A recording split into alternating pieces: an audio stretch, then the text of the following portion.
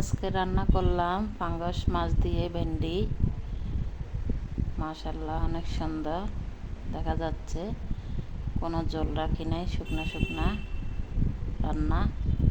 পাঙ্গাস মাছ দুইটা নিয়ে আসলো বড় বড়, এখন এগুলা কাটি নিব। মাশাআল্লাহ কাটানো হয়ে গেছে, পরিষ্কার করে নিলাম, এখন ফ্রিজে রেখে দিব।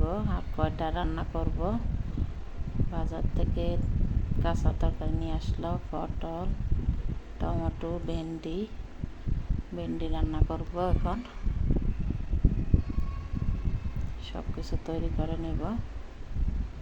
ভেন্ডিগুলো অনেক সুন্দর করা করা আছে, রান্না করলে মজা হবে, সেই জন্য বড় বড় পিস পিস করে নিলাম।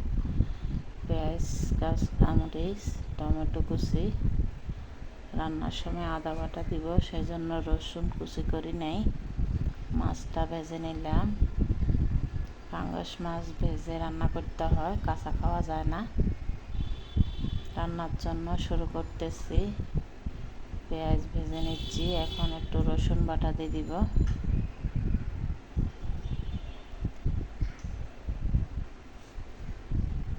হালকা পানি দিয়ে দিব, মশলা দিয়ে দিছি কষানোর জন্য।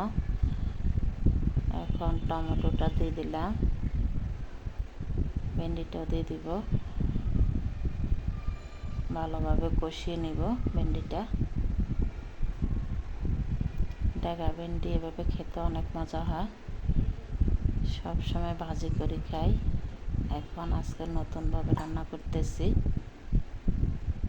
মাছটা দিয়ে দিব,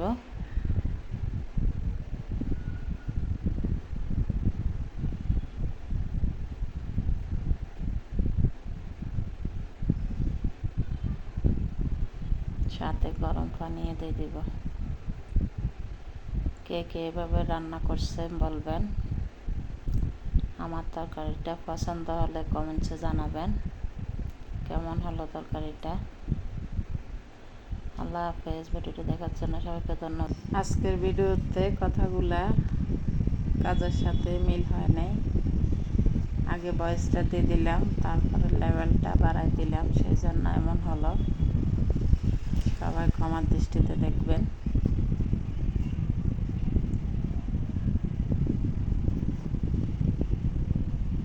সবাই সুস্থ থাকবেন, ভালো থাকবেন,